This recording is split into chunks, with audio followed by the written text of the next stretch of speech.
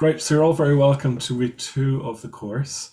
So we have a full evening again this evening, and we'll have some breakout rooms and we'll have some reflections and content. I'll just, oops, let me just get my slideshow set up here.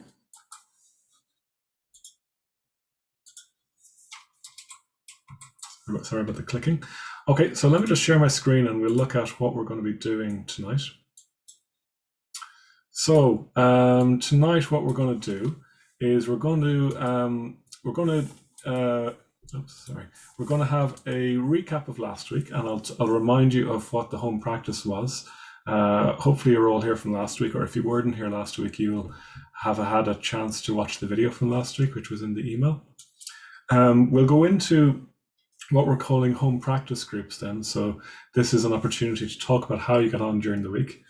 Excuse me. Or if you didn't do the practice during the week, you can always talk about how you're going to remember to do the practice this coming week.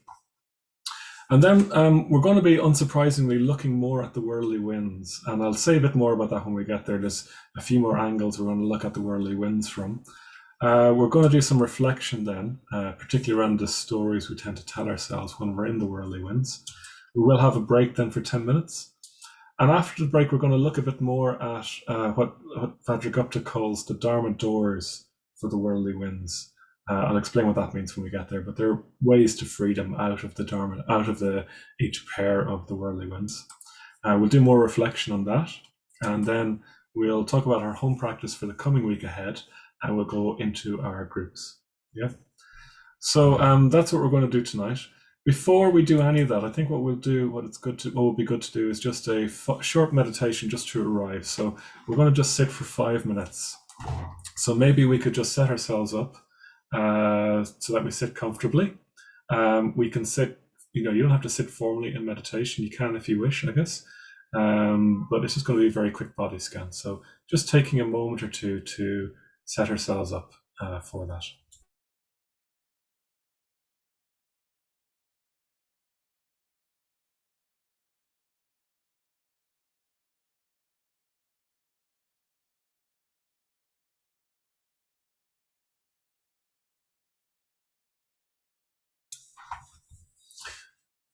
So just setting up for a short meditation if you just arrived.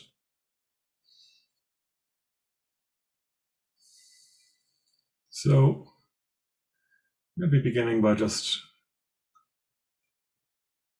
taking a deeper breath or two. We're here, we're on the course, we can just relax now. We've made it here. We've done what we needed to do. We've probably come from a busy day. So you're just taking a deep breath and just exhaling out into the chair, into the cushions, into being here. And doing that a couple of times if we wish.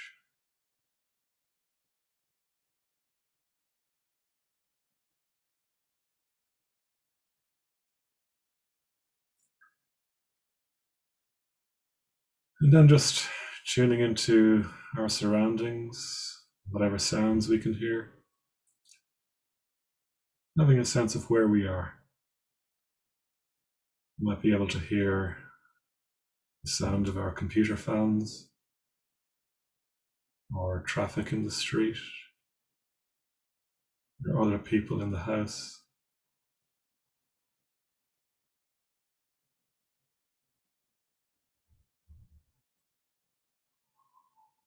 And we can also continue to be aware of the breath if that's helpful.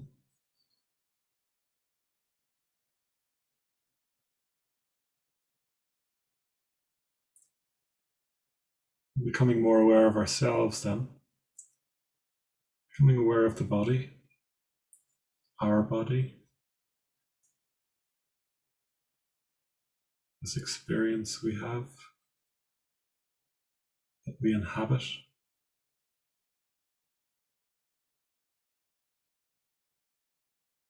Feeling our feet and legs.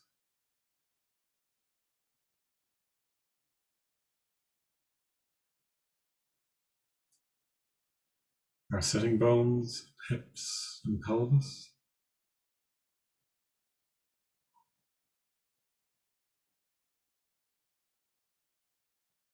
Our back and our shoulders.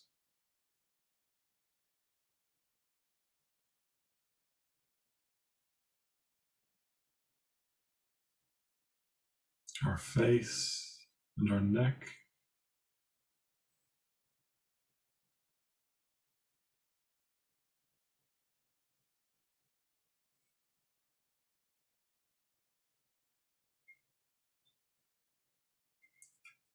Our whole head, our scalp.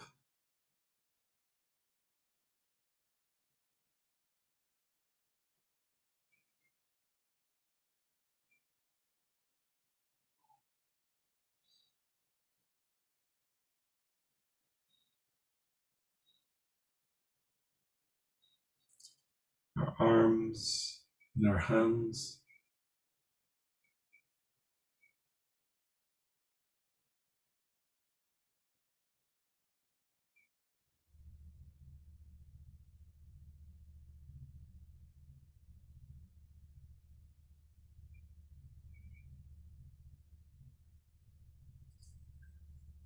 Our stomach and abdomen.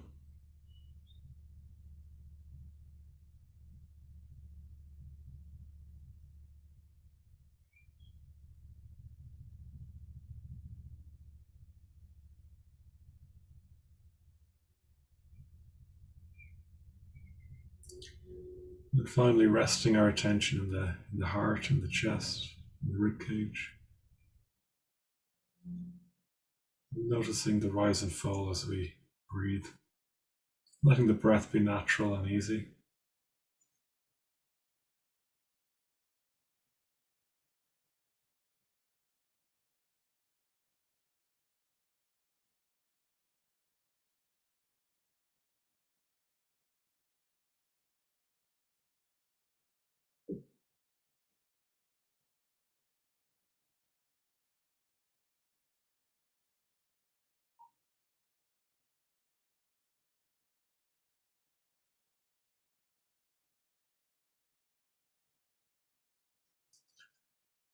Noticing how at ease we are in the body.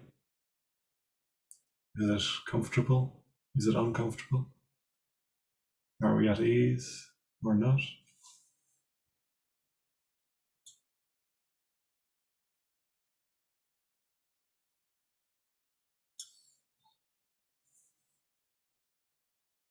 Can we relax into our physical experience? Can we open to it easily? Or are we resisting it?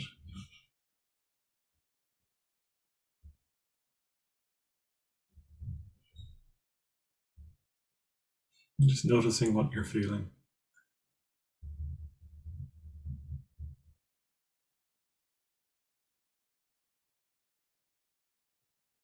Breathing with this as well, if that's useful.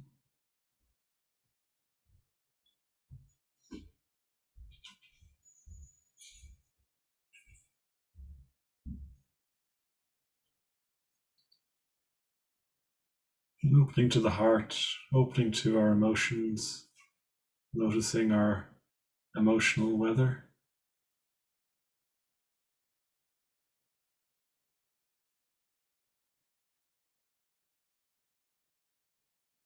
Allowing it to just blow through us.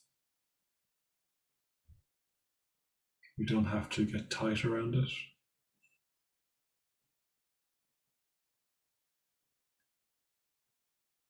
Just letting it arise and pass away.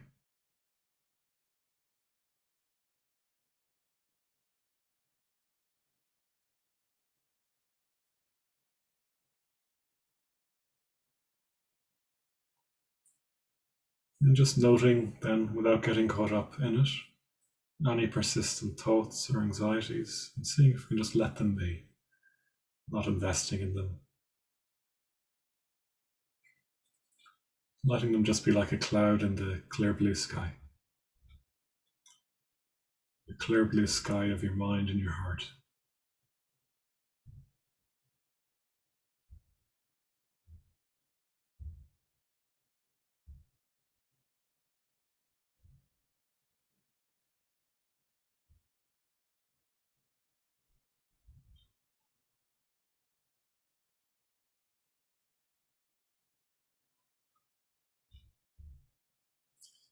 And then starting to let go of this practice and broadening out our attention once more to take in the room, the surroundings, taking in the sounds, actively listening to bring ourselves out into the world again.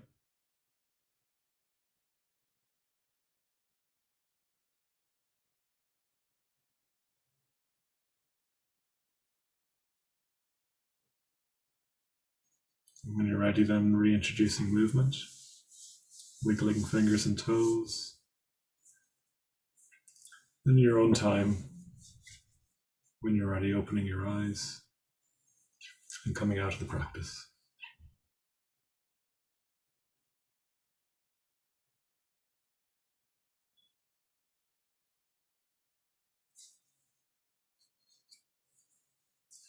Okay, so you're very welcome if you've just joined us. A few people joined us in that meditation.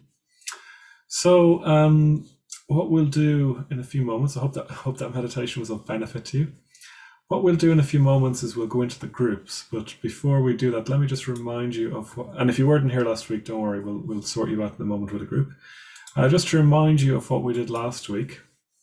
So last week we had some introductions to the course, to each other.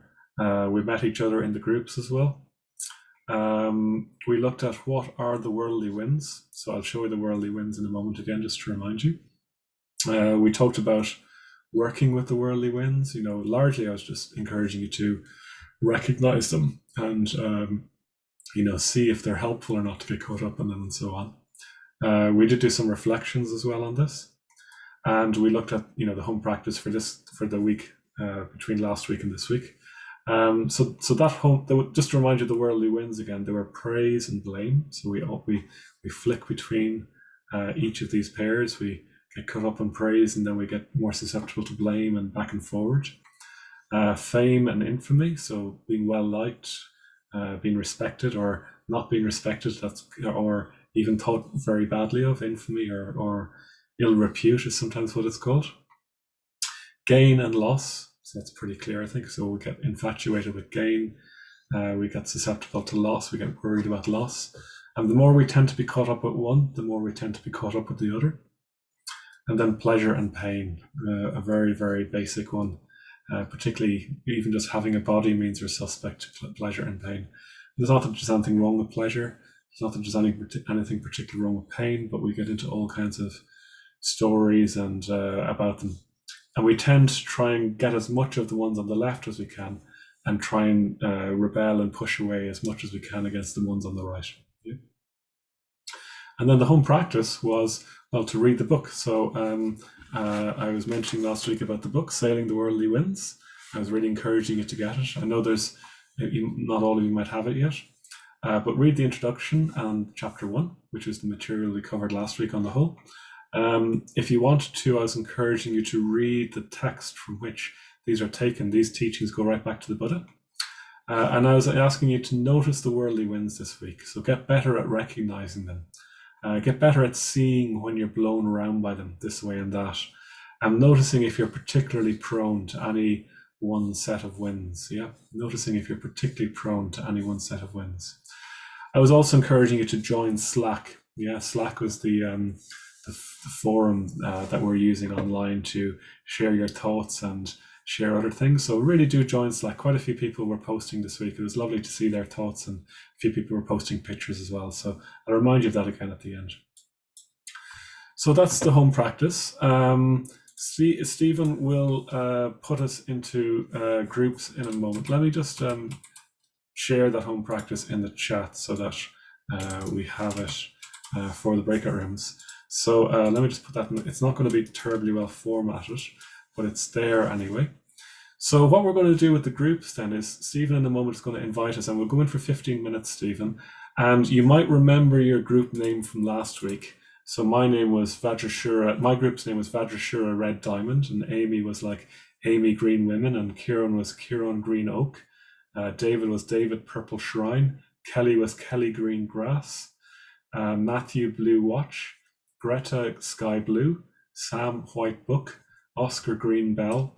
and Catherine Yellowflower. So we gave them these colourful names so that people would remember them. If you want to, so what Stephen will do is he'll open up the breakout rooms, and then at the bottom of your screen a little breakout room icon will come up. If you're on a phone, I think you might have to click more. I'm not sure about that. And then you can choose your breakout room. So, and if you don't remember what room you're in, or if you weren't here last week, just hang on and we'll put you in one then. In fact, what you could do is just either hang on and we'll ask you in a few moments, or you can just put your name in the chat and we'll respond to you. So, Stephen, if you could open the breakout room, set them for 15 minutes, and let me know when you've done that. And then at the bottom of the screen, breakout rooms should appear, if I'm doing this right. Yeah. Okay, great. So you should have them at the bottom now. So do join into your group. So you can hit join. Yeah, I see that people are already going into them. If you have any problems, just hang on and we'll sort you out. Don't worry. Yeah, okay. Great. So, and as I was saying there to people just before everyone arrived back in, if you have any questions, do put them in the chat, or if you want to put any comments about what you were talking about in your group, that's great. Okay. So I just want to talk a bit more then about the worldly winds. One of the things I was saying in my group was that, in a way, what we've been doing so far in the course is encouraging you to recognize the worldly winds, but we haven't really said much about working with the worldly winds. So what we're going to be doing really for the rest of the course now is how we work with the worldly winds more effectively. So I wanted to say a bit more. Most of tonight's material is well, it's drawn from or spun off from chapter 2 of the book. So we'll be covering much of the material in chapter 2. So let me just share my screen again, and here we go. So this was the home practice from last week. So we're going to take a deeper look now at the worldly winds, yeah. And the first, so Vajragupta in his book suggests this fourfold way of looking more deeply at the worldly winds, and I'm going to talk about each of these for a while tonight. In fact, most of the content is based upon these. So the first one is to recognize the worldly winds. I'll just list them first, and then we'll come back to each of them. The second, and we've been doing that, obviously, recognizing the worldly winds so far. The second one is to distinguish control from influence. Yeah, distinguish control from influence, which I think is really, really interesting, and we'll come back to that in a moment. See the worldly winds as opportunities. So see them as opportunities, yeah? And after the break, we'll be drawing out that one more fully in terms of the Dharma doors. And then the fourth one is listen to the stories we tell ourselves. So stories, sometimes called views in Buddhism, really important to look at the stories we tell ourselves about the worldly winds. Okay, so I'm going to say a bit more about each of these in turn, yeah? So the first one was, I'm not going to leave them up if that's okay. The first one was to recognize the worldly winds, yeah? So in a way, we've been doing this all week, and like we're all saying there in the groups, in our group anyway, which ones we particularly noticed. For some people, it was really clear. For other people, it was a mix of all of them. And Kelly's just said there in the chat that she was working with praise and blame and fame and infamy, and she found them quite similar. I think they are quite similar, actually, praise and blame and fame and infamy. But it's good to notice the particular ones that we tend to do. For me, I think a lot of it is pleasure and pain, actually. I can be shocked sometimes at how much I orientate my life around having something pleasurable and avoiding something painful. And in fact, as I said last week, I've had a cold and I've been allowing myself just to eat whatever I want. And this week I'm going on a bit of a sugar detox. And part of me, it's interesting because doing it, I notice that there's a craving for chocolate or whatever. I love chocolate.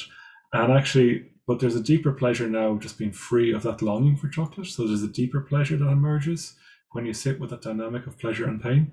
It's a kind of a more wholesome pleasure that emerges. So again, like last time, pleasure isn't all bad. There's wholesome pleasure and there's unwholesome pleasure. But anyways, recognize the worldly winds.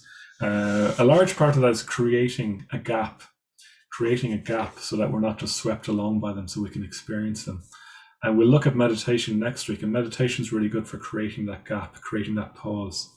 Sangharakshita, who's the man who set up our Buddhist order, he talks about in our Buddhist movement, He talks about the gap between feeling something and having an emotional response to it. That's slightly simplifying it a little bit, but it's the gap between feeling and our response to it. Traditionally, it's called feeling and craving, but it could be craving, it could be aversion, whatever our emotional response to it is. Trying to get a little bit of a gap so we really just experience it before we go off into a story about it. And in fact, rather dramatically, he says that creating that gap is the battleground of the spiritual life. Yeah, in a way, it's such a big thing to create that gap, so where we can just experience things without getting caught up in the story around them. It's also really good to name things. Yeah, so if you've done the meditation course with us or elsewhere, you might have had the teaching of the hindrances, ways we get distracted. And one of the things we do is we name the hindrance. So I'm in a state of anxiety here. I'm in a state of daydreaming here or craving here, So it gives you a power over something to be able to name it. And I think that's why the worldly winds are such a good teaching when people hear them. It's like, I'm able to recognize and name them now. And that does give you a power. It's like the old fairy tales that when you know the name of something, you gain a power over it. And I think there's a psychological and spiritual truth to that as well. So be able to name them, yeah? So that's the first one. How did I put it again? Recognizing them, yeah. The next one then is to distinguish control from influence. Yeah, distinguish control from influence. And I think questioning like this is a really good, like, what can I actually control here, and what can I only influence? Yeah. And I don't know about you, but I grew up in the countryside in Ireland, and we had one of those little fonts, holy water fonts, and above it we had the what's it called? There's a certain prayer, the perseverance prayer, I think it's called. To accept the things you can't change the things you can change, and learn to know the difference between the two. So I don't know if anyone remembers that from growing up, but there is something of a wisdom in it. You're asking yourself questions like, how much can I control this here? The serenity prayer. Thanks, Maggie. I knew that. I just couldn't remember it.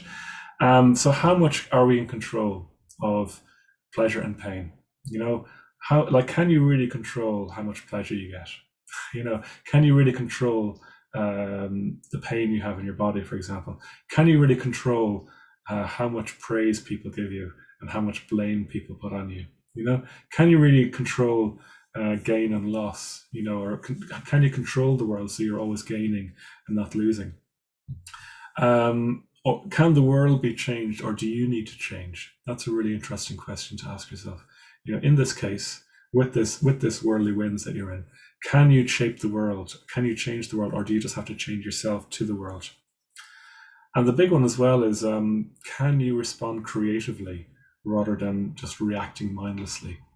And Vajrashura, again, the man I mentioned earlier, he talks about the teaching of the creative mind, which isn't defined by what it finds itself in. It can just be creative on the one hand, and the reactive mind on the other, which is like the Pavlovian response that, the dog, when they ring the bell, it starts drooling. It's been conditioned into thinking that.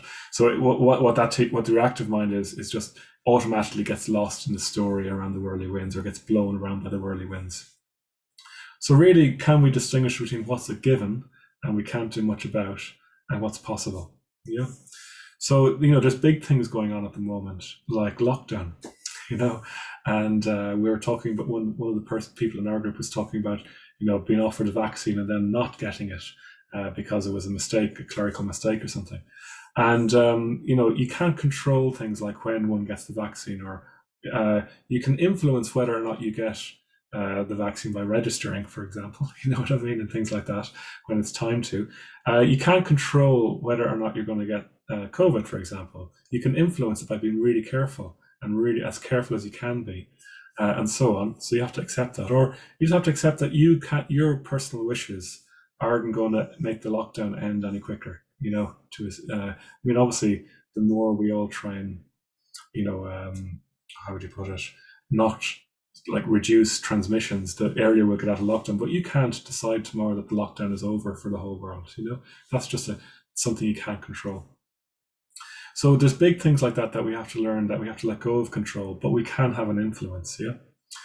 I think we can practice with small things though, and I wouldn't underestimate the small things. So a small thing I was noticing earlier, and I have been noticing for a while now, is I dropped my phone and the screen cracked, and I decided to, get the screen replaced in one of these shops in town, and the screen came back. I won't mention the store, but they didn't do a very good job. So the screen is way worse, and every 5 to 10 seconds it flickers. But the only time it doesn't flicker is when I bring it back into them to complain about it, and then it doesn't flicker; it's completely fine. But as soon as I'm back home again, it starts flickering again. And in a way, it's become a bit of a guru for me. I'm just kind of, okay, I just have to accept this. And I really like my phone, and I like having things on my phone, and it's not as bright as it was and things like this. But I think that it's a really good training. So it's these small things. If you can find a small thing that doesn't quite work the way you want it to, you can train yourself in, well, serenity, I guess, to use the name of the prayer. So when bigger things come along, you have that training set up. So train on something small like your flickering phone, and don't get caught up in it's awful. It's a real loss rather than a gain, and so on. So don't underestimate the value of small things done repeatedly and repeatedly and repeatedly. Yeah, and as a training in distinguishing control from influence. Okay, so that's the second thing. The third one is to see the worldly winds as opportunities. So I think this is really important if you're going to have a spiritual practice, a Dharma practice, Dharma being, the Buddhist practice, or even just working with the worldly winds. See whatever emerges as the path, is a saying in Tibetan Buddhism. See whatever emerges as the path. So whatever comes up is what you have to, is an opportunity to work with. Yeah. So instead of, so you're going to you're going to like have a chat with your friend on Zoom, and the Wi-Fi isn't working. So instead of seeing it as a loss, in terms of not being able to see your friend, see it as an opportunity to work with gain and loss. Yeah, and to become more equanimous about gain and loss, and to really practice with gain and loss, so that the next time gain and loss happens, you're much less thrown by it. And in fact, you can even become wise by practicing in this way. It's an opportunity for insight. It's an opportunity for freedom. So so turning these things into opportunities, and welcome the challenge of working with the worldly winds. Yeah. So the worldly winds are just going to keep blowing. They blow on you, whether you're the most unspiritual person in the world, or whether you're on the cusp of enlightenment. They blow on everyone. So see them as opportunities, and move away from seeing them as a problem and more as an opportunity. I remember my meditation practice was very influenced by one meditation teacher I was reading, who said to see anything that emerges in the body as a gift.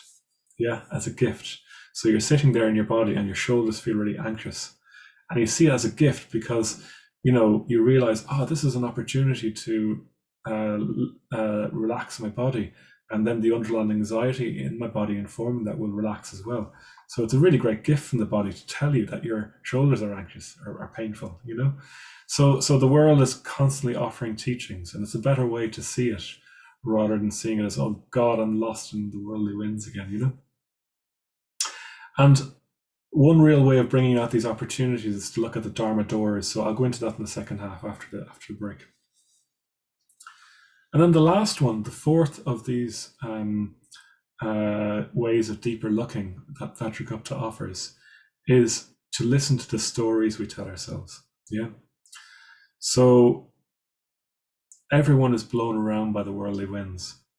And what distinguishes a spiritually immature person, to use the Buddha's term in that text, from a spiritually mature person, is that the spiritually mature person doesn't get caught up in the stories. Yeah, doesn't get caught up in the stories. So stories are ways, we all have stories. Another word is views. But stories, I think, is a nice word. We all have stories. Stories are ways that we make sense of things. This is happening to me because, I have got this thing because I deserve it. So I deserve it as a story. And maybe you do deserve it, maybe you don't, who knows? Stories are generally caught up in trying to get one worldly wind and push away another, or at least unhelpful stories are. And our stories are often woven out of our attachment to one of the worldly winds, and our aversion to the other. Yeah. So we have stories like, we often can have ongoing commentaries in our day, in our head. A friend of mine talks about how when she's on retreat, she gets diary voice, where she imagines, as things are happening to her, she imagines them writing them in her diary later on. And it's really quite hellish, actually, after a certain point, diary voice. So you might watch out for diary voice or your ongoing commentary in your head. I was chatting to a friend the other night about, we used to be, I'm not anymore particularly, we used to be Formula One fans, and we're talking about Murray Walker as a commentary. So have you got your Murray Walker going in your head? He's a very famous commentator on Formula One. So examples of stories might be, there he goes again doing that thing. He's just doing that to annoy me. Yeah. So that's moving from maybe a bit of pain around how someone's acting into a whole full-blown story that's just going to make it worse. Yeah? Or my best friend is nearly here and it's going to be great when she arrives. Well, maybe that's not a great one in the lockdown, but when she appears on the Zoom screen or whatever it is, So how much of the day do we editorialize and talk to ourselves? And and stories aren't just kind of conscious thoughts, they can be quite deep stories as well, like quite subterranean. Like a story we can have very deeply is that you're a really bad person. And, when people blame you, it's a validation of that fact that you're a really bad person. Yeah. Or another deep story that we have is that we're the center of the universe. And when people praise us, it is just the natural order of things, and it's about time that they praised us, Or when we gain things, it's because we think we're utterly special in a way that nobody else is. Yeah. So deep down, we can have that story that we're the center of the universe and all worship is due to us. And the other thing about stories is that they can pop up very quickly, fully formed. I don't know if you've ever seen, I went for a walk on the beach the other day, and quite a few people had tents on the beach. And I don't know if you know those tents that you get them flat and you just pull them up and they fully form, So stories are a bit like that. I remember being struck on retreat one time as I slipped into sleep one night. I just got to see very clearly how much dreams just pop into being, and the whole story, the whole world of the dream just pops into being immediately. It was a really interesting experience, and I think stories can be a bit like that when we're in the whirly winds. The rules and template and circumstances of the story almost pop in fully formed. I mean, we can dwell upon them and make them even worse as well. And they're often this world of our story that pops up is informed by our previous experiences, by our worldly circumstances, stories from wider society, and so on. So it's really good to question our stories. Ask ourselves: is this true? Does believing in this story lead me to being happier, to being freer, or does it make me more unhappy and less free, more entangled in the world? Does it agree with what other people think? Are they helpful? Are they unhelpful? So question your stories. And our stories shape how we see the world. This is one of the central teachings of the Buddha. The stories we tell ourselves shape our experience of the world. Yeah. And this was one of these central things that he went on and on and on about. Our stories shape our world. Yeah. So if you have a story that everyone is fundamentally selfish and out for themselves, that will dramatically affect how you act in relation to other people. You might not think it will, but it will. Yeah. If that's the story that you deep down believe, and you might think another story, but how you believe deep down is that story, that'll affect how you behave. In particular, how much we can trust other people. But if you have a story like everyone has a response to positive values, and everyone really everyone will have a response to generosity, and everyone deep down wants to be in connection with other human beings. If you have that story, that will shape how you act in relation to people as well. So our deep-rooted stories always inform how we act. In fact, everything we do is informed by one of these deep-rooted stories about how we see the world and how we see ourselves in the world. And one of the main things we do with stories is we get into prapancha. So prapancha is a Buddhist word, and it means mental proliferation. One thought leading to another, thought leading to another, thought leading to another, thought leading to another thought. And you see this clearly in meditation, where you hear someone outside, and then you get into a thought, and then you get into another story, and then you get into another story.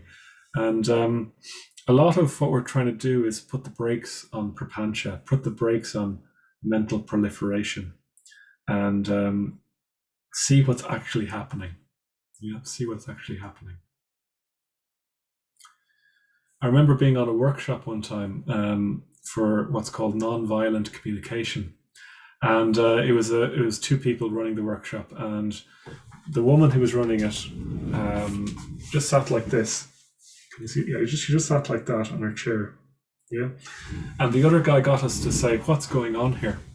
What's going on here?" And everyone went around and said what was going on, and some people were saying, "Oh, maybe she's upset because it was something that happened to her earlier on, or maybe she's just feeling ill," and da da da da da. And then towards the end, someone said, "She's sitting with her head in her hands." Yeah. And that's all that you could say, actually. She's sitting with her head in her hands. Everything else is interpretation. Yeah. And I think that was a real insightful moment for me. It's like, God, we interpret so much of our experience in ways that may not be, probably aren't appropriate. So you're at work, maybe again, lockdown might be a bad example, but you're at work or you're in your house and someone walks by you without saying hello to you. And suddenly you get into the story about how they don't like you anymore. You're stuck in infamy. And they might just have been absorbed in their own conversation, in their own world and what they have to do in their work, and they might not have even noticed you. You know what I mean? So watch out for, so a lot of, for example, non-violent communication is just clarifying what was actually done. So much of communication is about what is actually just being done rather than what's an interpretation. So I think that's a huge insight to have, actually, that kind of thing. And stories shape our lives, but they also shape the world, So the stories we have about people shape our world. So, a lot of our order is in India. A lot of our Buddhist community is in India. And a very prevalent story in India is the caste system, where it's a story. It's not nothing. It doesn't exist outside people's heads in a way. It's just a story people have that if you're born in a certain caste, you can only do certain things. You can only marry certain people. You can only get certain jobs. And the people, that's fine for the people at the top, but the people at the bottom, it's incredibly oppressive and indeed violent if you try and move beyond your caste. So that's just an example. That's all it is a story. It's just mind-made story, and it has such an effect on people. So our stories are really important as well. Yeah? Okay, so that's the four things. I'll just share my screen again so you can just see them again. So recognize the worldly winds. Distinguish control from influence, see them as opportunities, and we'll go more into that in the second half, and listen to the stories we tell ourselves. Yeah. So I think in those four, there's a huge amount we can do. So in a way, part of your practice this week, this is your home practice this week, to do these four, basically. But it's remembering to do them. So you might want to write them out and put them on your mirror or something like that. I'll email you another reminder during the week and share it in Slack, because when you share something, it has much more weight than if it's just in your own head. So do share on Slack or in the groups next week or both. So that's your home practice this week. Very important. I think very, very useful teaching. So you can read about them more in the book as well. So let's do a reflection, because it's always good after hearing some content to have a bit more time to process it. So we'll do this for between 5 and 10 minutes. Yeah. And this is a reflection you'll find in the book as well.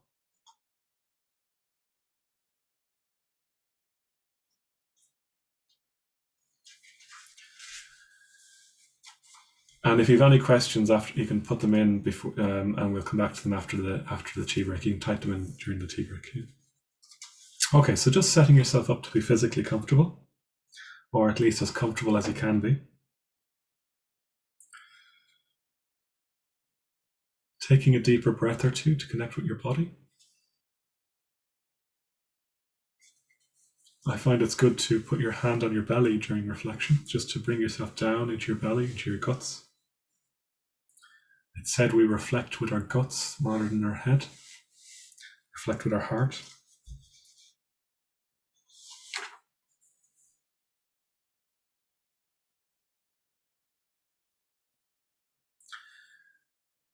And maybe bringing yourself back now to an instant where you got lost in the worldly winds this week. If maybe if it's going to be too painful to bring yourself back to, maybe pick something easier, but bring yourself back where, if you can, to something, to some time during the week where you got really lost in the worldly winds.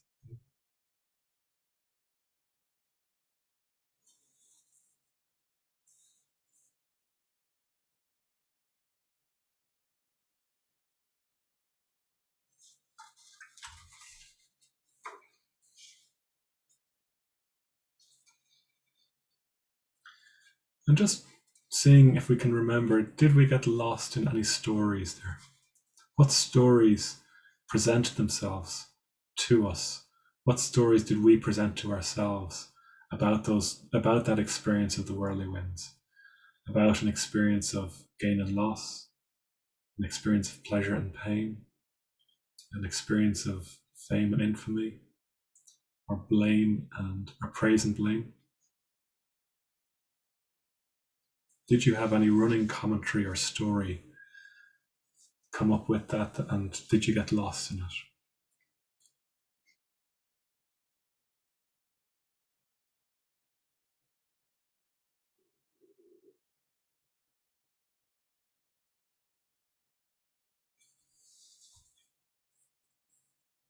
Did you notice mental proliferation?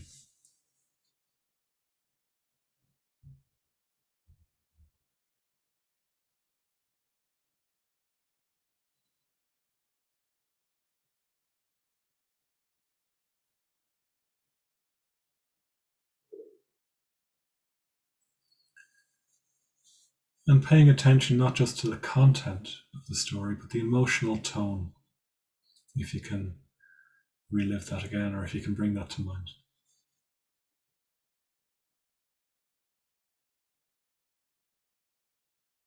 The emotional tone, the quality of those thoughts or of those stories.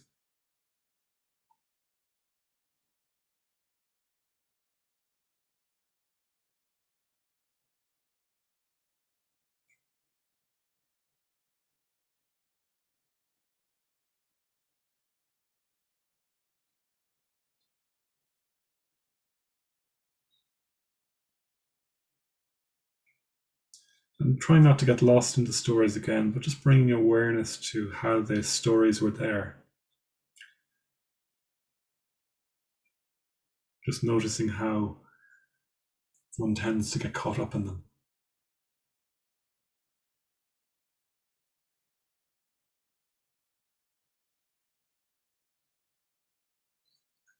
Particularly by staying in touch with our bodies, our throat, our heart, our guts, our breath in the body, we can stay with a bit more solidity and not get sucked into the stories.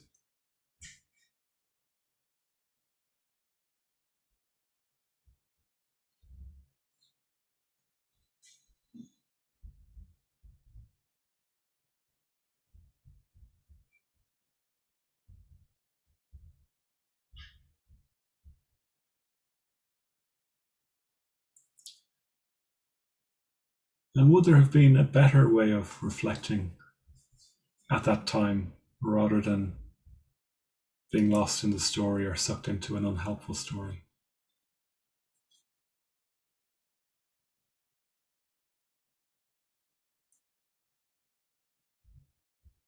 Maybe staying with the feelings of aversion and craving, if they were there, for example, or just seeing the story as a story.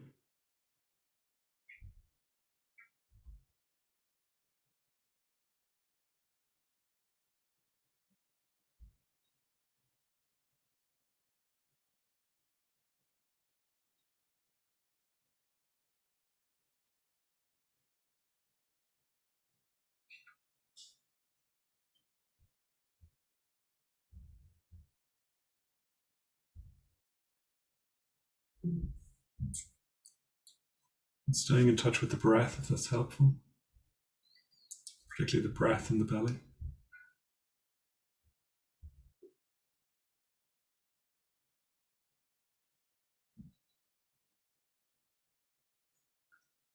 And what would it be like to be free of these stories, to not do these stories if they were unhelpful. Just opening imaginatively to a sense of what that would be like, that freedom, as we breathe.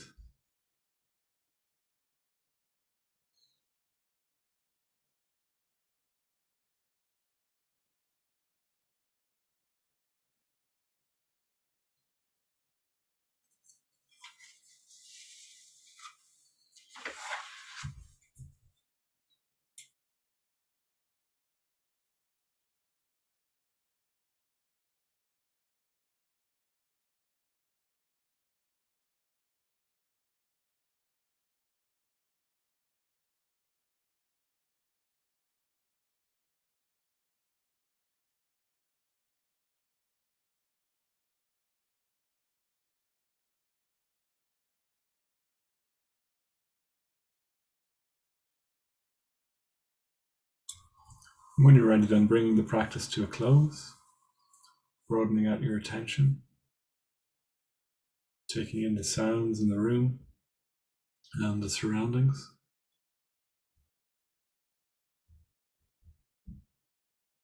And introducing movement then in your own time when you're ready.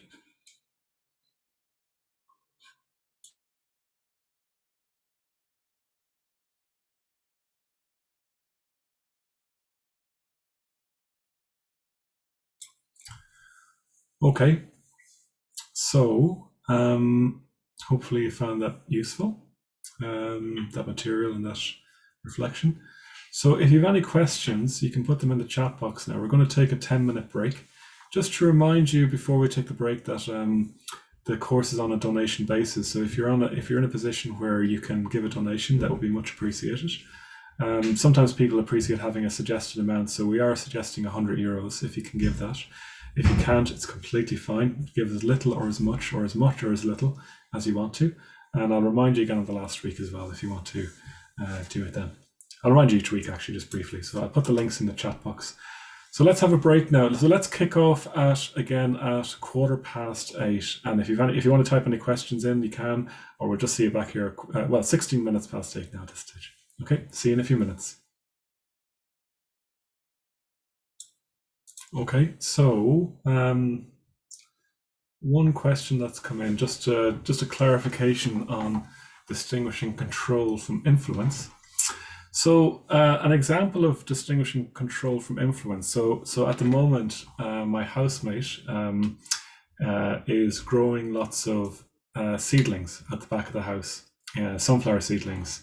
And he's got them in those trays, and we put a seed in each one, and you water them, and then for a while they had the plastic over them to keep them warm and stuff like that. So you can't force a seed to grow. Yeah, as you all know, you can't control it. All you can do is set up the conditions for it to arise. So that's not control, but it's influence. Now, if we hadn't watered the seedlings, they wouldn't have grown. Yeah, that if the soil wasn't somewhat damp, or if we hadn't watered them enough, they'd grow in ways that weren't healthy and pretty much soon wither and die. Yeah. So that's one example of distinguishing control from influence. You can't control a seed bursting into life and growing to a huge degree. Yeah. You can't influence that by your actions. And then in terms of the worldly winds, you can't really control whether or not you're going to get hit with pleasure or pain. Yeah, you can't decide that today I'm going to shape things in such a way that I'm not going to experience any pain. Yeah, that just doesn't work. And or you can't shape things in such a way that you can experience pleasure all the time. It doesn't work. There's the law of diminishing returns, even if something is pleasurable. Now you can influence things, and influencing might mean buying enough stuff to eat to keep you in pleasure. But actually, the real way of influencing is by the Dharma doors that we'll come across in a few minutes, and by spiritual practice. So in that way, you're influencing your life, so that even if the worldly winds do blow, you can have a creative response to them. So that's what I mean by control and influence. Yeah? And you can't control other people, even though you'd really like to sometimes.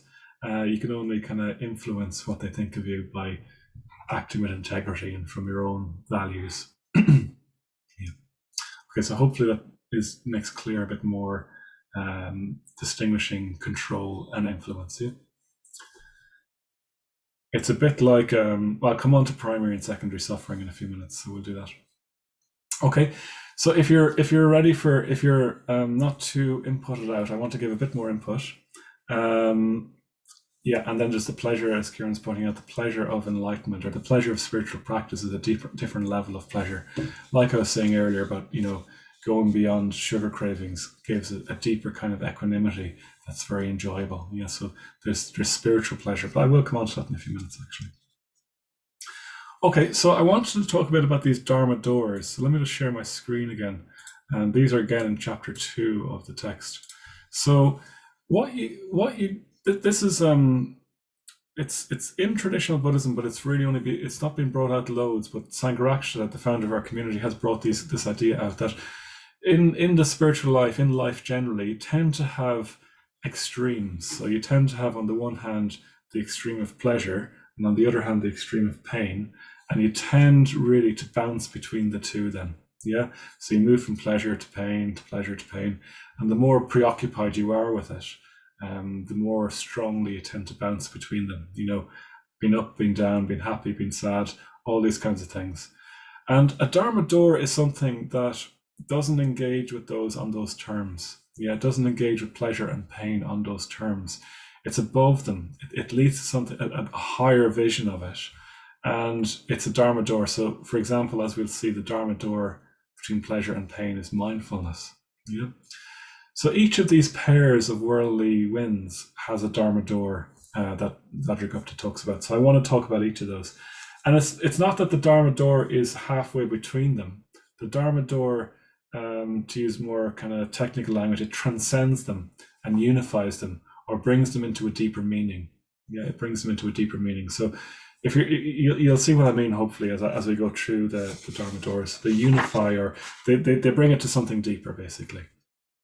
And the word Dharma, I should say as well, is the word the Buddha used for his teachings. So the Buddha, it means the teachings of the Buddha, but it also means the teachings, or that which leads to freedom, that which leads to, well, the freedom of enlightenment that Kieran was talking about there in the chat box. It's something that leads to a greater sense of freedom and being more in tune with how things are, because that's what freedom is in Buddhism, being deeply in tune with how things are. Okay, so it's a doorway. Being mindful is a doorway to freedom from bouncing between pleasure and pain. Yeah, so a Dharma doorway is a way to freedom from bouncing between extremes. Okay, so the first one then, gain and loss, and I'll talk about each of these in turn. So gain and loss, we tend to bounce between these. And the Dharma doorway then that leads us to freedom from gain and loss is generosity. Yeah. So generosity, well, gain and loss basically is all about really when we're caught up in gain and loss, at least, it's about seeing the world in terms of a struggle to get what we want. Yeah, it's about seeing things in terms of what we can get and the struggle to get that, and also being really preoccupied then with not losing what we have. Yeah, and when it gets particularly polarized, it turns into me against the world. Yeah, me against everyone else. We're all competing for this thing that we're trying to gain. It can very easily turn into that. And I think I was talking last week about how you can turn almost anything into a game of gain and loss. Cycling or driving on the motorway. The more cars I overtake, the happier I'll be. I'll gain some kind of kudos for that in my mind. So generosity, instead of seeing things in terms of what we can get, generosity is radically different in a way, but it's of the same territory. And it's seeing things in terms of what we can give instead. Yeah. So instead of, I don't know if you've ever tried this, but the gain and loss for me is when I'm queuing in the supermarket in Lidl or wherever, in Tesco, and there's one big queue and two queues and two cashiers, and another one might open, and you're always trying to game it so you get in ahead of the person in the queue beside you. That kind of thing. So that's the kind of classic example, a small example of gain and loss. And then you feel pissed off if they get in ahead of you, and you feel triumphant if you get in ahead of them. So wouldn't it be much more pleasant to think in terms of, well, I hope they get served in front of me, and even let them go ahead of you. You form a connection with this person, even if it's very fleeting. You aren't in this competitive state of mind. They'll be appreciative as well. They might even smile at you. Maybe they're having the exact same argument in their head about how they hope you don't get in ahead of them, and suddenly you've depolarized all of that and you've moved into a new way of being. So I think that's a really simple example for me of and of course in lockdown, like that, often going to the supermarket is probably the most exciting part of the day, sadly, these days. You know what I mean? So I think it's a really good example of how we can move from gain and loss into a really different state of mind very, very easily. Or we're driving and we just think in terms of letting people out rather than having to get ahead of them, that kind of thing. So it's when we're obsessed with gain and loss, we're in what Buddhism calls a negative mental state. It's a negative state of mind. But generosity is a positive state of mind. It's one of the most fundamental positive states of mind we can be in, actually.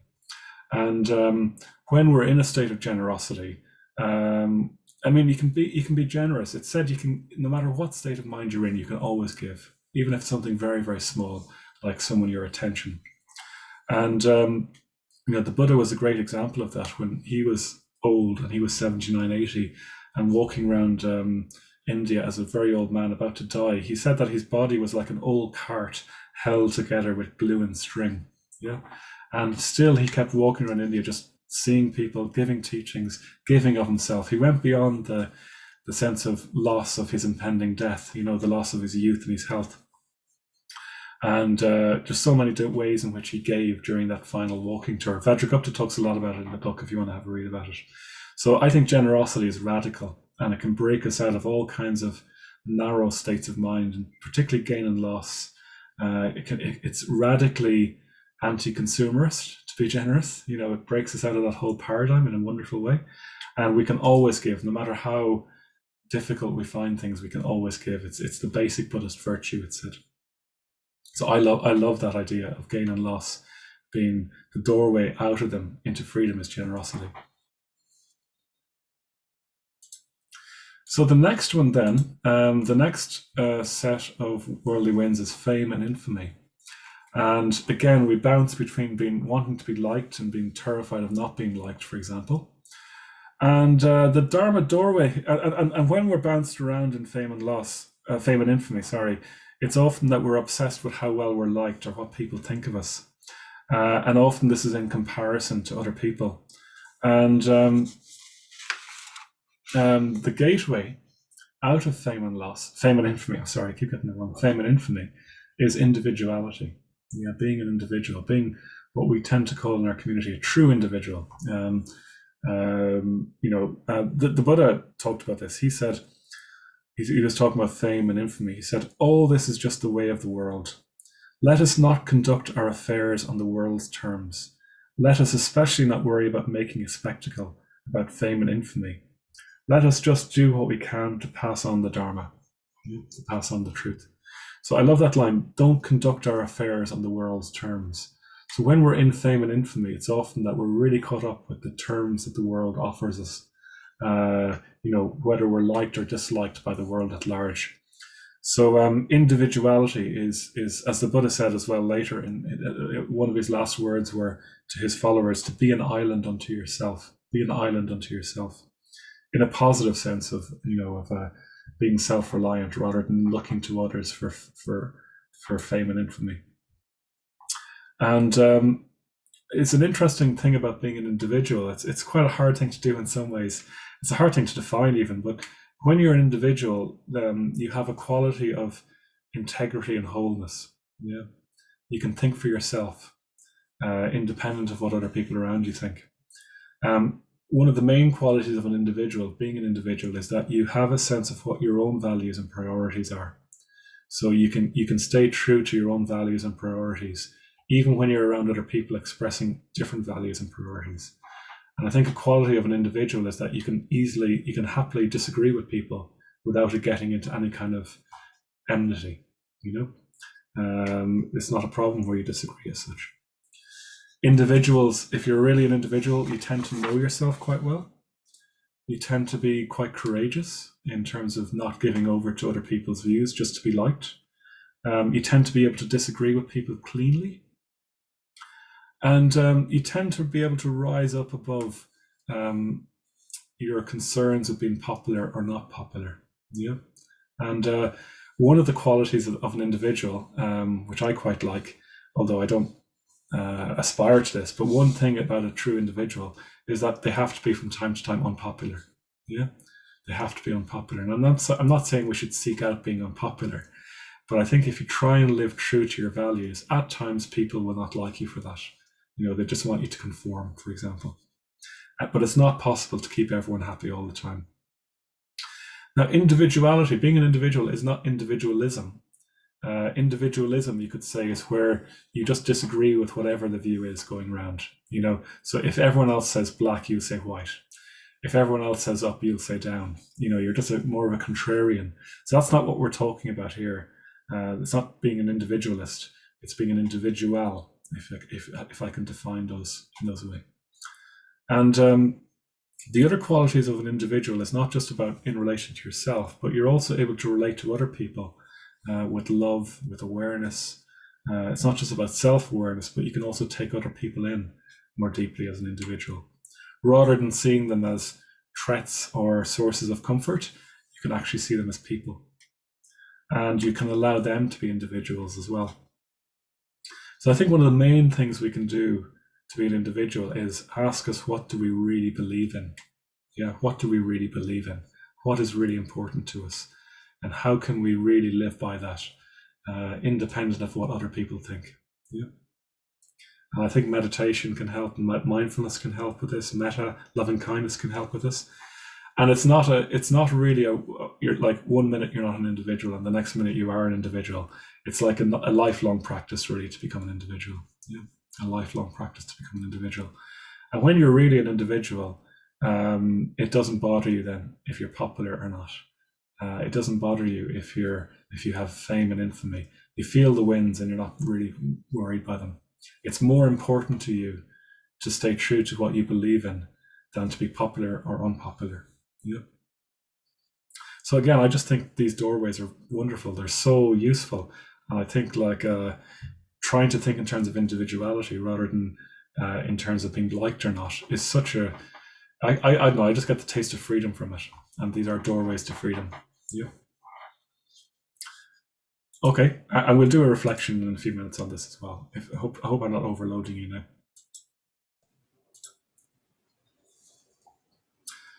So then the next one, praise and blame, it's very similar, as someone was saying earlier, to fame and infamy. But here we bounce around between praise and blame, and we have all kinds of responses to being praised, and we have all kinds of responses to being blamed. I find often Irish people, and I found this in myself as well in my conditioning, we're not great with praise, but we can be quite comfortable in a way. We can really run with blame, and make ourselves feel even worse when we get blamed. But anyways, we can learn from both of them. And the Dharma doorway, the doorway to freedom from praise and blame, is truthfulness. So trying to be really true. So our usual response to praise, or often we can respond to praise something like, we don't really take it on. We don't really trust it. We don't really believe it. And maybe someone is just trying to suck up to us or ingratiate themselves with us, and that's why they're praising us. But more generally with praise, even if it's real praise, we can just think, I don't really deserve this. I'm actually a really bad person deep down, and I don't deserve this praise. And if they knew how bad I was really, they wouldn't praise me anymore. So that's one response we can have. Or the other response we can have is that we can think like, I can just sit back now and I'm happy and I can just keep replaying this over and over in my head and bask in it. And how great am I, And I think it's good to be self-confident, but that's not really what I'm talking about here. It's more like that's where you're kind of basking in it in an unhelpful way. And it's important not to downplay praise if it's genuine. We have to accept them with a good grace, but it's also important not to get intoxicated by it either, yeah? And our usual response to blame, often with blame, we can just get into a story about how terrible we are. And you can see people when they get blamed, they can, well, we can react really angrily sometimes either, and kind of, fight back, or we can just get into really down on ourselves as well. Sometimes I think that people blame themselves, and we can blame ourselves, because if we punish ourselves enough, people will feel sorry for us and not blame us then. That's often what we do, I think, with blame. So anyways, the path is truthfulness. The path is truthfulness. So in terms of praise, just acknowledging that there will be some truth in praise, and we can accept that, and it's fine to be praised. A central Buddhist practice is rejoicing in merits, and this is where we rejoice in people. We tell people their good qualities. It goes right back to the Buddha's time. He used to do this with his followers. And for example, I live with 3 other Buddhists here, and 2 of them are about to go off on a 2-month ordination retreat, and about to get ordained.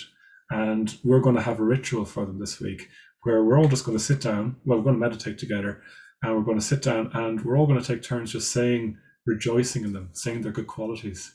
And I'm going to say to Kevin, yeah, I really like this good quality about you. And then I'm going to say to Declan, yeah, and I might pick 2 or 3 qualities actually. And you have to just sit there and accept that if you've been rejoiced in, because there's a truth in that. So truthfulness is a path, is the way to respond to praise. Take what is true as true. And if you feel something's not true, then just leave it, And then in terms of blame, well, maybe we just need to get better at accepting criticism. And if we don't feel it's fair, just don't accept it. It's hard to know what the truth is in relation to ourselves. I mean, I have a friend, Surita, who talks about how if he gets criticism, what he usually does is he asks 2 other friends about it. And if they corroborate that, if they say, well, yeah, you do that, then he takes it on. And if the other 2 friends don't see it, he kind of thinks, well, maybe it's not so true, So that could be a rule of thumb as well. And it highlights the importance of friendship. And there's a whole story in the book as well, which I don't have time to go into now, about how the Buddha was blamed for the murder of a woman. I think I talked about it last week, so you can read about that in the book as well. So truthfulness as the doorway between praise and blame. Yeah. So I think it's a bit more subtle to see this, but I think it's quite profound as well. Yeah. And then the 4th pair is pleasure and pain, and we oscillate between pleasure and pain. And the Buddha tells a story of his life where in the early stages of his life, well before enlightenment, his life was just about avoiding pain and gaining pleasure. And he was quite wealthy. Some of the stories go, there's different versions of it, but some of the stories go that he was quite wealthy. His father was the ruler of the kingdom, the small kingdom, and he had 3 different palaces, one for each of the Indian seasons, where there would be nothing but music and drink and dancing and all the celebrations. But eventually he saw that oscillating between pleasure and pain in this way, it just wasn't satisfying. There was something deeper that just isn't met, even if life is very pleasurable in worldly terms. There is just something that is not met in us, and we need something more. And the doorway then is mindfulness. Yeah, so mindfulness. So it's not that we need to be terrified of pleasure, but if we can just really be open to it in a mindful way without getting intoxicated by it. And it's not that pain means that we're doing anything wrong. We just need to be open to it without getting into catastrophizing. Yeah. So being open to it is another word for mindfulness. Another word is awareness. And there's the teaching of the 2 arrows, which I'll mention briefly, where we have our primary experiences, something happens to us. And then that's painful, say. But the problem is then that we can't just leave it there. We layer on all these stories, which is the 2nd arrow, about how disastrous this is, how terrible it is, how life's going to work out badly, how people are not going to like us, how things are going to go wrong. So this is called the 2nd arrow. So the story is from the Buddha's time that someone is hit by an arrow in their eye, and the friend, it's a pretty graphic image, obviously, and his colleagues go over to him and go to pull out the arrow, and the guy says, no, don't pull it out. I want to know who fired the arrow, why they fired it, what exactly kind of arrow it is and what it was made of, and da. So he goes into all this prapancha basically about the arrow, which causes all more suffering instead of just pulling out the arrow. And it sounds a bit crazy that someone would do that, but we get into all kind. Well, something simple just happens to us, like we go out to our bike and we got a puncture, and suddenly it's that, oh crap, my day's going to be awful. This is going to be such a hassle. Everything's going to go wrong. Why didn't I check my bike last night? I'm so unmindful. Da da da da da da da. So you probably recognize these dynamics in yourself as well. You probably have your own kind of. You're probably very. We're all probably very good at this. So so that's primary and secondary suffering, and we put a lot of energy into avoiding painful experiences. Like we try and push it away, smother it out with TV, with Netflix, with shopping, with food, with smoking, with drinking. But the more we do that, the more we just swing back into pain, because that doesn't really work. And distraction is just a habit that we get into. So mindfulness is about being open to what's actually going on. And usually what we'll find is if we're mindful, the pain isn't as bad as we think it is. If we can just get back to that primary experience, the pain isn't that bad. Yeah.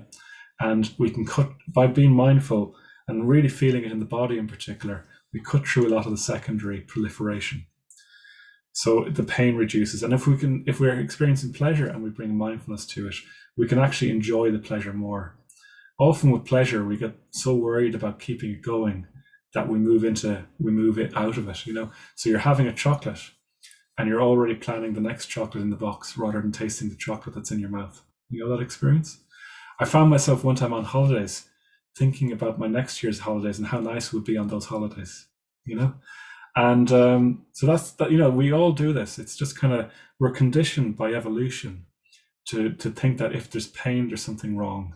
Yeah, and often there can be something wrong if there's pain, but we'll layer on all kinds of other suffering on top of it. Or if there's pleasure, we're somehow winning at life. Yeah, and we need to keep it going at all costs. So mindfulness, we just need to be mindful. It's really hard to do, to be mindful. It's one of the hardest things we can do, to be mindful. But it is the gateway to freedom from pleasure and pain.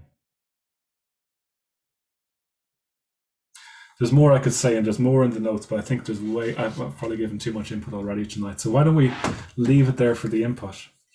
If you have any burning questions, you can type it in the chat. But why don't we just do a reflection now, just to bring it down into our experience again?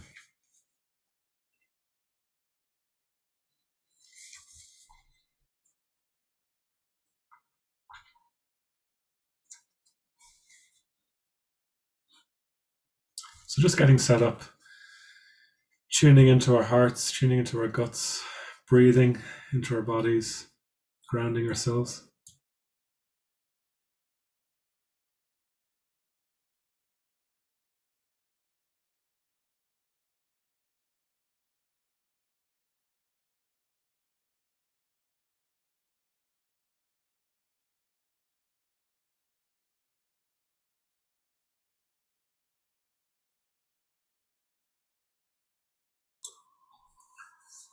So for each pair, I'm just going to remind us of each pair and the Dharma doorway. I just want you to reflect maybe on an instance that's happened for you of those worldly winds, if there is a strong one, and how the Dharma door might have helped in that situation. Yeah?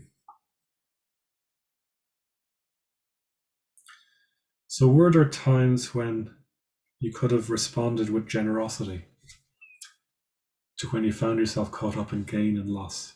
And how might that have been different if you did?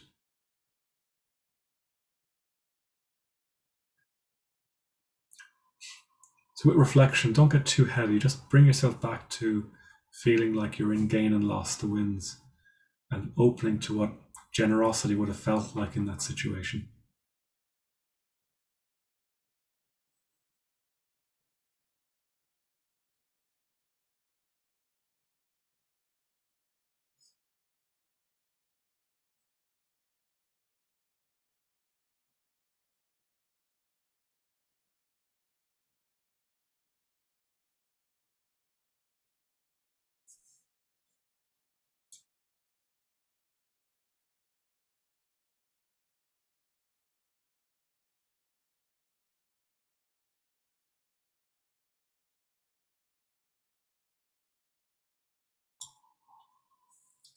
You can stay with that if you're not ready to move on. But if you want to now, you can bring to mind being caught up in fame and infamy, or more everyday terms of being popular or unpopular, you could say. What would it have been like to bring more of a sense of individuality into that situation, of you being more of an individual? Would that have a taste of freedom?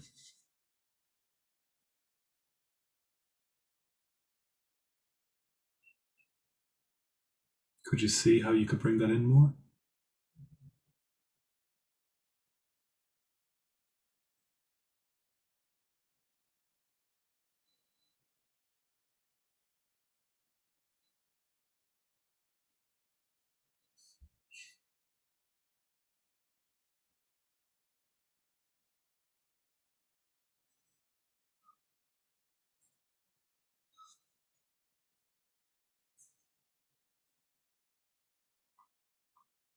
Being true to your values, even in the midst of being around other people.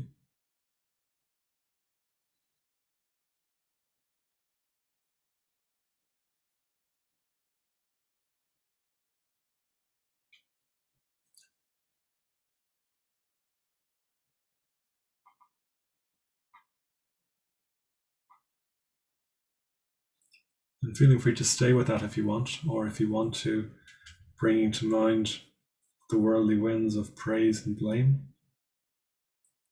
when you've been caught up in them. How might truthfulness be a doorway to freedom here?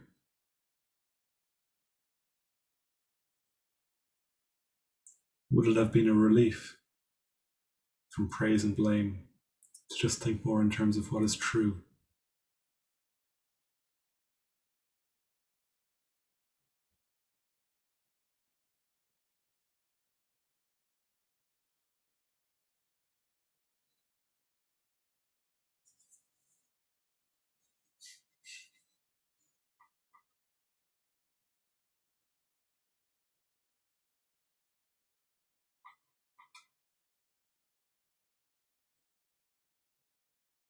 And again, we can stay with that if we want for longer, or if you want to bring to mind where you've been caught up in pleasure and pain. Maybe you've been frenetically moving from perceived source of pleasure to perceived source of pleasure without any real satisfaction. The pain of that lack of satisfaction. And how might mindfulness have helped here? You could see mindfulness as being open to, is this actually pleasurable? What's actually going on here? What might be better to do?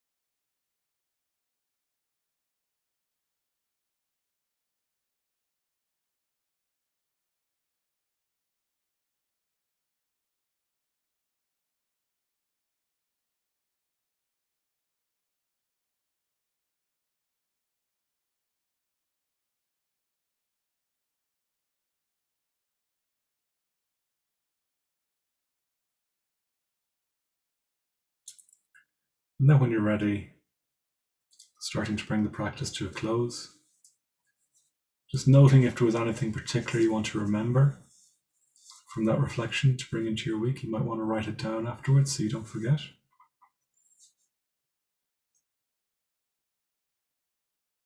When you're ready, opening your eyes and bringing the practice to a close.